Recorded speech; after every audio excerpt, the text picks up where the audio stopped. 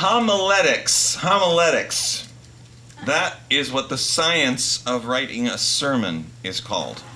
And believe me when I tell you, it is a large industry. There's the 11-step strategy. 11-step tragedy. 11-step strategy, the 6-phase plan. There's the 5-pronged paradigm, the 4 pages method. But a former seminary professor of mine at Princeton Theological, Robert Dykstra, has a very straightforward, and therefore unique to the field, a straightforward approach to what he calls discovering a sermon. Dykstra talks about the ways in which, in the attempt to be timely or occasion appropriate, we preachers come to disregard or even cease to recognize what interests us. And to the degree that we insulate our preaching from our persons, we become less interesting, less human. We become untethered from the organic relation of interest to vitality, of what excites the preacher's own passions to what is urgently proclaimed from the pulpit. It occurs to me that this discovering a sermon process is a useful spiritual exercise, whether we have a sermon to deliver or not. What do the thoughts, and I know this is in line with unity, what do the thoughts that linger in our minds on any given day tell us about us? What is your current preoccupation or desire, your worry, your hope, your sorrow, your joy? What parts of your being do you bring to the conversation that our meeting this morning represents? Because, to paraphrase the contention of the song, everything has a touch of the holy in it, if approached with enough intention and care. So I held this morning in my mind and let come what came, and now granted this is my mind I'm talking about. So I wonder how many of you this week found yourselves pondering the semicolon. Yeah, I told you. This is just my mind I'm talking. Now, there was a rumor that I was going to be replicating, I don't know if some of you know Victor Borge's pronounced punctuation skit. Anybody know that? I'm not going to be doing that, but the skit is fun. You know that? Although, I defy anyone to watch it without doing it and giggling. I cannot promise, however, that there won't be a punctuational pun or two in my remarks. So let me clarify. Well, mid-August is always characterized by transitions. Kids go off and return to school. People generally move and change their work environments more often in the second half of summer than at any other time of year. I saw some nods. Going back to school over here? Yeah, right? Well, this year, I approach a transition unique so far in my life. Because you see, after this sermon, the next one I deliver will be February 15th, 2026. Wow. I begin a 5-month sabbatical, a time of rest, of exploration, of putting things into perspective, of planning, of learning, of travel. So shall we say, I'm especially aware right now of life's transitions. This is a big transition for me. And if our lives can be thought of as texts, can you say that? Texts, like a text? Text. If life can be thought of as a text, as a series of sentences growing into paragraphs, chapters, books, how best, I wondered, to punctuate the transitions in our lives. So using my own wary reverence for the semicolon, I looked at this transitional modality of the semicolon in search of healing during times of change. I wonder what came to your minds when you heard or read that I'd be talking about the semicolon this morning. Maybe those of you who are here didn't read that, and that's why you're here. But what if it had been a question mark? Would that have changed what you thought? What if it had been an exclamation point? What's your favorite punctuation mark? Perhaps you're feeling parenthetical this morning. I don't know. The author, Kurt Vonnegut, urged writers not to use semicolons as, quote, all they do is show you've been to college. It is certainly true that I became extra aware of the semicolon when, on the first morning of a course in existential philosophy in my undergraduate days, my professor asked us to turn to a certain place on the syllabus and to change what had appeared on the page as a period into a semicolon. He then looked out at us, removed his glasses, and soberly intoned, "The disappearance of the semicolon is the beginning of the end of Western civilization." Now, research confirms that at least the beginning of what could be thought of as Western civilization coincided with the first sighting of a semicolon in 1494. But is its perceived disappearance a reason to worry? And why would it be disappearing in the first place? I recently read an article in which the semicolon was billed as the most feared punctuation on earth. Is the semicolon so fraught with proper usage peril that we no longer dare employ it?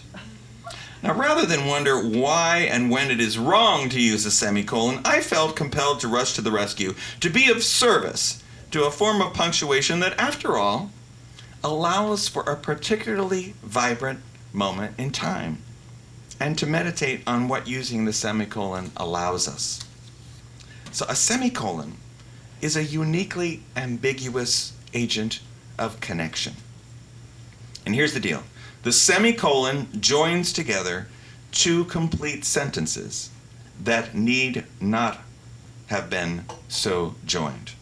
Semicolon joins together two complete sentences that need not have been so joined. So, Reverend Craig's sabbatical transition begins on September 1st.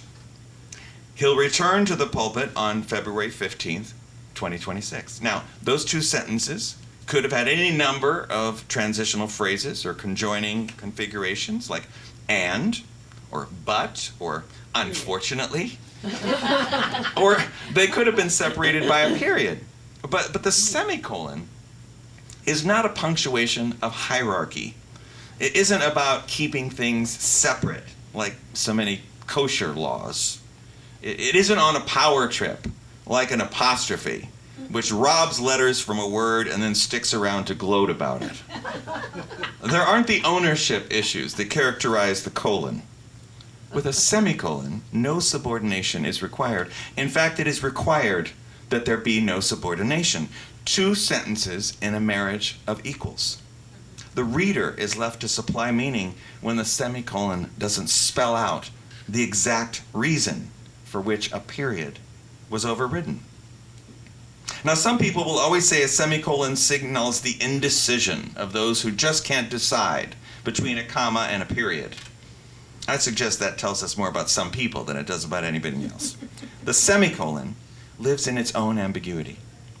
And ambiguity is always a bit scary when transitions are afoot. In fact, transitions are by their very nature infused with ambiguity. And I venture to suggest that not only I, but all of us have some transitioning on our hands. But what I want to suggest, and perhaps I wax optimistic, we actually have it in our hands. We are the readers and the writers of our lives' texts. Between the sentence we are in and that which follows, we have a semicolonic opportunity. Let's say I'm much more comfortable bringing a semicolonic opportunity to your attention from the pulpit than opportunities of the full colonic variety. The semicolon tells us that the sentence which will follow has to be evaluated in the context of the sentence that was just uttered. There is no full stop to what has happened up until now. We have to own the previous sentence. We are in the luxurious peril of existing between times, not definitely ending anything, but the past in hand, moving on to that which will be forever connected with what has preceded. We are getting our bearings, learning the lessons available to us, making sure that whatever follows will honor what came before. So here's the thing to remember. Don't think of a semicolon as a super comma. Think of it as a weak period. Rather than the purgation of a period, the semicolon tells us that we find ourselves still in the midst of a sentence, that will have to be evaluated later, with more having happened than the perspective we are able to gain at the moment. It suggests we need to take a longer view in time, not now. Well, how do we do that? I think that's where community comes in. It is a community of writers and readers that can hold the memory and wisdom of the sentence that preceded this time of transition as we move ever forward. We hold each other in a larger, longer story. And this sense of community is all the more precious when we need to let go of some things, when we need to let other things just be, and we need to let in that which is to come. In days when the existence of our country's democracy is in peril, when indignities rain down on us with such relentlessness that it feels necessary for our physical well-being to unplug ourselves from the world, I think it's important to remember that there have been perilous transitional times in our country's past, during which steadfast communities have banded together to ensure that historical moments be not a sentence to be served, punctuated with a full stop, but rather momentary transitions, armed with the insistence that we had not reached the end of the sentence, punctuated with, to continue a metaphor, more hopeful orthography. Now, as I finished writing a draft of this sermon, I was told about an organization that seeks to restore hope and confidence in people who are troubled by addiction, depression, self-harm, and suicidal ideation. The nonprofit encourages these people to draw or tattoo a semicolon on their wrist. The semicolon symbolizes that the difficulties they face are not the end, but a new beginning. The symbolism of the semicolon is explained on Project Semicolon's website, where they say, a semicolon is used when an author could have chosen to end their sentence, but chose not to. The author is you, and the sentence is your life. In that sense, I want to argue that it's precisely in times of transition when we can look back and see most clearly just what kind of sentence we're in. And we can take the unique opportunity to realize that the sentence need not be over. That in the face of all that is unknown and unknowable, the arguably one thing we can do is to stay in the game, to stay in the conversation, hovering for a kind moment over the words of another, trusting that the other too is merely trying to be understood. This sort of kindness doesn't guarantee understanding, but it does draw ongoing attention to the relationality of ourselves, the relationality of our self-understandings, our relationality with the other, our relationality with the all. This is the kind of relational kindness that ongoingly tells us that we are alive.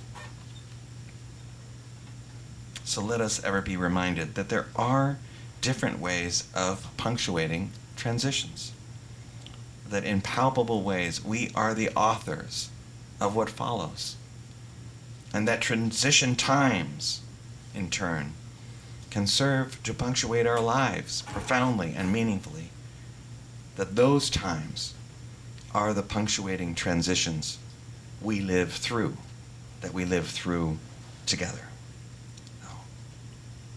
Amen. May we learn the lesson of the semicolon.